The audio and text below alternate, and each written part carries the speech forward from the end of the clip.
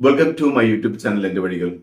ഏവർക്കും എന്റെ വഴികളിലേക്ക് സ്വാഗതം. ഇനിയും എന്റെ ചാനൽ സബ്സ്ക്രൈബ് ചെയ്യാത്തവർ സബ്സ്ക്രൈബ് ചെയ്യുക, എന്റെ വീഡിയോ ഇഷ്ടമായി ലൈക്ക് ചെയ്യുക, തുടർന്നും എന്റെ വീഡിയോകൾ ലഭിക്കുന്നതിന് വേണ്ടി ബെല്ലൈക്കൺ അമർത്തുക.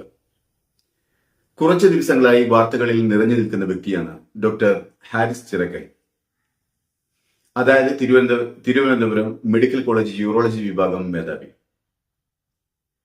വല്ലപ്പോഴും വീണ് കിട്ടുന്നതാണ് ഇതുപോലെയുള്ള മനുഷ്യത്വമുള്ള ഡോക്ടേഴ്സിനെ.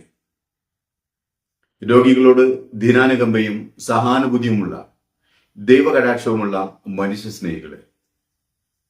എന്തായിരുന്നു ഡോക്ടർ ഹാരിസ് ഉയർത്തിയ വിഷയം? അത് സാധാരണ മനുഷ്യരായവരുടെ വിഷയമായിരുന്നു. തിരുവനന്തപുരം മെഡിക്കൽ കോളേജിൽ ഒരു ഓപ്പറേഷൻ മുടങ്ങിയ വിഷയമായിരുന്നു. ഗവൺമെന്റ് ആതുരാലയങ്ങളിലെ ശോചനീയാവസ്ഥയുടെ കഥയായിരുന്നു അത്. ഒരു ഓപ്പറേഷൻ മുടങ്ങിയതിന് എത്രമാത്രം പ്രശ്നമുണ്ടാക്കേണ്ടതുണ്ടോ എന്നായിരിക്കും നമ്മൾ ആ വിഷയത്തെ ലളിതവൽക്കരിച്ചുകൊണ്ട് ചോദിക്കുക. എന്നാൽ ആ ഒന്ന് ഇതുപോലെ ഒരുപാട് ഒന്നുകൾക്ക് ശേഷം വീണ്ടും പ്രതികരണങ്ങളൊന്നുമില്ലാതെ കടന്നുപോയത് കൊണ്ടാണ് ഡോക്ടർ ഹാരിസിന് പ്രതികരിക്കേണ്ടി വന്നത്.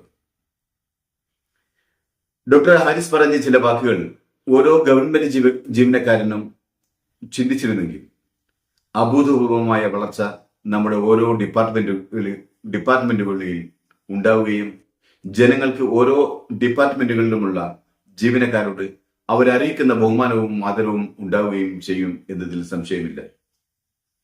അത് ഗവൺമെന്റ് സംരംഭങ്ങളിലൂടെ ജനങ്ങളുടെ വിശ്വാസം വളർത്തിയെടുക്കുകയും ചെയ്യും.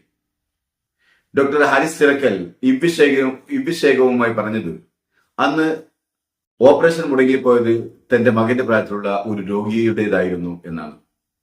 അതെന്നെ വല്ലാതെ പ്രയാസപ്പെടുത്തിയെന്നാണ്. അതിനർത്ഥം അന്ന് ആ രോഗി തന്റെ മകനായിരുന്നുവെങ്കിൽ അത് തന്നെ എത്രമാത്രം വേദനിപ്പിക്കുമായിരുന്നോ അത്രമാത്രം വേദന ആ രോഗിയുടെ കുടുംബത്തിനും ഉണ്ടാകുമായിരുന്നു എന്നാണ്. ആ വേദന ഒരു ഡോക്ടർ എന്ന നിലയ്ക്ക് താൻ ഉൾക്കൊള്ളേണ്ടതാണ് എന്നുമാണ്. ഡോക്ടർ ഹാരിസിന്റെ ഫേസ്ബുക്ക് പോസ്റ്റിൽ പലരുടെയും ന്യായീകരണം അത് ഒരു ഓപ്പറേഷനല്ലേ മാറ്റിവെച്ചിട്ടുള്ളൂ എന്നതായിരുന്നു. എന്നാൽ ആ ഒരു ഓപ്പറേഷൻ മാറ്റിവെക്കുമ്പോൾ ഒരു രോഗിയുടെ മുന്നോട്ടുള്ള ജീവിതത്തിന്റെ പ്രതീക്ഷയാണ് മങ്ങലേൽപ്പിക്കുന്നത്. ഡോക്ടർ ഹാരിസ് ചിറക്കൽ പറഞ്ഞതുപോലെ അത് നമ്മുടെ മകനോ അനുജനോ രക്തബന്ധത്തിലുള്ളവരോ മാതാപിതാക്കളോ സുഹൃത്തുക്കളോ ആരെങ്കിലും ആയിരുന്നെങ്കിൽ ഒരു ഓപ്പറേഷനല്ലേ മാറ്റിവെച്ചിട്ടുള്ളൂ എന്ന വാക്കുകൾ നമ്മൾ ആരും പ്രയോഗിക്കില്ലായിരുന്നു.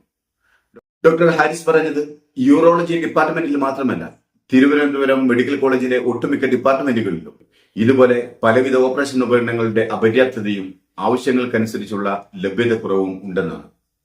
മാത്രമല്ല, ഈ വിഷയം ആശുപത്രിയുടെയും ഗവൺമെന്റിന്റെയും വേണ്ടപ്പെട്ടവരെ പല പ്രാവശ്യം താൻ ബോധ്യപ്പെടുത്തിയിട്ടുണ്ടെന്നുമാണ്. എന്നിട്ടും നാളിതുവരെയായി കാര്യമായ പ്രതികരണം ഇല്ലാതെ വന്നപ്പോഴാണ് തനിക്ക് സോഷ്യൽ മീഡിയയിൽ പോസ്റ്റ് ചെയ്യേണ്ടി വന്നത് എന്നാണ്. ഇത് തിരുവനന്തപുരം മെഡിക്കൽ കോളേജിന്റെ മാത്രം വിഷയമല്ല, രാജ്യത്തെ ഒട്ടുമിക്ക മെഡിക്കൽ കോളേജുകളുടെയും ഗവൺമെന്റ് ആതുരാലയങ്ങളുടെയും അവസ്ഥ ഇതുതന്നെയാണ്. ഇത് തികഞ്ഞ അവഗണനയുടെ ഭാഗമാണ്. ഗവൺമെന്റിനോ അധികാരവർഗത്തിനോ ഗവൺമെന്റ് ആതുരാലയങ്ങൾ ഭംഗിയായി നടക്കണമെന്നില്ല. ഗവൺമെന്റ് ആതുരാലയങ്ങളിൽ അല്പമെങ്കിലും പുരോഗതി ഉണ്ടാവുന്നുണ്ടെങ്കിൽ അത് ജനങ്ങളോടുള്ള ഉത്തരവാദിത്വം കൊണ്ടല്ല, ജനങ്ങളെ ഭയമുള്ളതുകൊണ്ടാണ്. ഓരോ തിരഞ്ഞെടുപ്പ് വരുമ്പോഴും അവർക്ക് മുമ്പിൽ വല്ലതും ചൂണ്ടിക്കാണിക്കണ്ടേ എന്ന ഭയപ്പാടിൽ നിന്നുണ്ടാകുന്നതാണെന്ന് മാത്രം.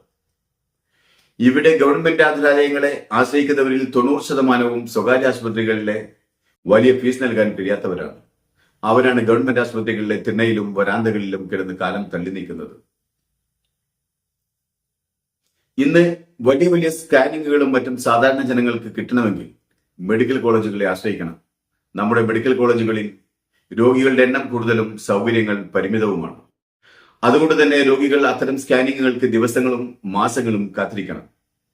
ഇവിടെ അധികാരവർഗത്തിനും സമൂഹത്തിലെ ഉന്നതർക്കും ഗവൺമെന്റ് ആതുരാലയങ്ങൾ വിഷയമേ അല്ല. കാരണം സ്വകാര്യ മേഖലകളിലെ സൂപ്പർ സ്പെഷ്യാലിറ്റി ആശുപത്രികൾ അവർക്ക് മുന്നിൽ തുറന്നു കിടക്കുന്നുണ്ട്. അതല്ലെങ്കിൽ വിദേശ രാജ്യങ്ങളിലെ ചികിത്സകൾ.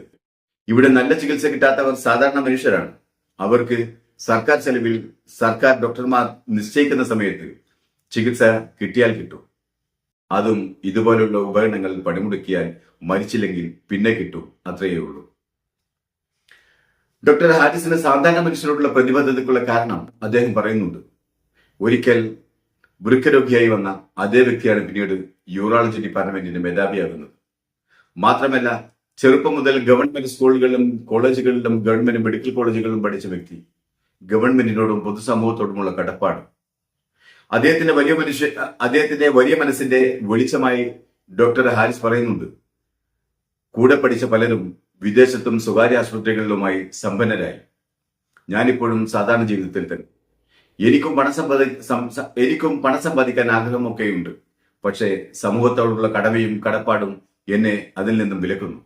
മാസം 3.5 ലക്ഷം ശമ്പളം വാങ്ങുന്ന എനിക്ക് അതിനനുസരിച്ചുള്ള സേവനം ജനങ്ങൾക്ക് കൊടുക്കാൻ കഴിയണം.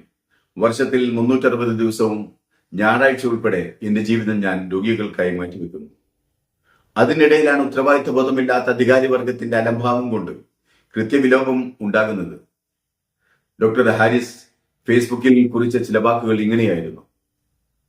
ഇന്നുവരെ സ്വന്തം കാര്യസാധ്യത്തിനായി ഞാൻ ആരുടെ മുമ്പിലും നട്ടല് വളച്ചിട്ടില്ല. യൂറോളജി ഡിപ്പാർട്ട്മെന്റ് മേധാവിയായതിനു ശേഷം ഒരുപാട് പേരെ സാറെന്ന് വിളിക്കേണ്ടി വന്നു. ഒരുപാട് പേരുടെ മേശയ്ക്ക് മുമ്പിൽ ഓച്ചാനിച്ചു നിന്നു. ഒരുപാട് കമ്മിറ്റികൾക്ക് പോയി. ഒന്നും നടന്നില്ല. എന്റെ കുടുംബത്തിലെ ഒരു പരിപാടിക്കും ഞാനിപ്പോൾ പോകാറില്ല. ദൂരദിക്കിലേക്ക് കോൺഫറൻസിനോ ടൂറിനോ പോകാറില്ല. ആശുപത്രിയിൽ ഒരു വകുപ്പ് മേധാവിക്ക് രോഗികളുടെ മേൽ അത്രയും ശ്രദ്ധ വേണം എന്നുള്ളത് കൊണ്ടാണ്. ഈ മനുഷ്യനെയല്ലേ ഏറ്റവും വലിയ മനുഷ്യസ്നേഹി എന്ന് നാം വിളിക്കേണ്ടത്.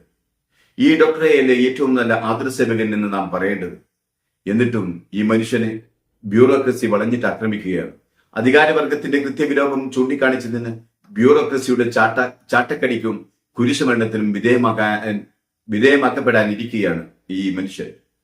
നമ്മുടെ ആരോഗ്യമന്ത്രി തന്നെ പറയുന്നു, ഡോക്ടർ ഹാരിസ് ആരിൽ നിന്നും പണം വാങ്ങിക്കാതെ നല്ല ചികിത്സ രോഗികൾക്ക് നൽകുന്നു എന്ന്. മനുഷ്യ സ്നേഹിയായ നല്ലൊരു ഡോക്ടറാണെന്നുള്ളതാണ് ഇതിന് തെളിവാണത്. പക്ഷെ ഒരു തെറ്റുണ്ട്. അത് ഡിപ്പാർട്ട്മെന്റിനെ അപകീർത്തിപ്പെടുത്തും വിധം ഫേസ്ബുക്കിൽ പോസ്റ്റ് ഇട്ടു എന്നതാണ്. അതിന് ഡിപ്പാർട്ട്മെന്റ് തലത്തിൽ നടപടി ഉണ്ടാകുകയും ചെയ്യും. ഇതുവരെയും ഉറക്കം നടിച്ചു കിടന്ന ഒരു ഡിപ്പാർട്ട്മെന്റിന് ഒരു തുള്ളി വെള്ളം കൊണ്ട് ഉറക്കത്തിൽ എഴുന്നേൽപ്പിച്ച ഡോക്ടറെ നല്ലൊരു വിസിൽ ബ്ലോവർ എന്ന് പ്രശംസിച്ച് ഇനിയും വിസിൽ ബ്ലോവർമാരെ ഉണ്ടാക്കുന്നതിന് പകരം ആ ചുവപ്പ് നാടയുടെ കുരിശുമായി വന്നാൽ ജനങ്ങൾ ഇനിയും കണ്ടുനിന്നു വരില്ല. ആകാശം മുട്ടയുള്ള പുതിയ പദ്ധതികൾ കൊണ്ടുവരും മുമ്പ് ജനങ്ങളുടെ അടിസ്ഥാന ആവശ്യങ്ങൾക്ക് കൂടുതൽ പണം കണ്ടെത്തി അത് കൂടുതൽ മെച്ചപ്പെട്ടതാക്കുകയാണ് ഒരു ജനകീയ ഗവൺമെന്റ് ചെയ്യേണ്ടത്.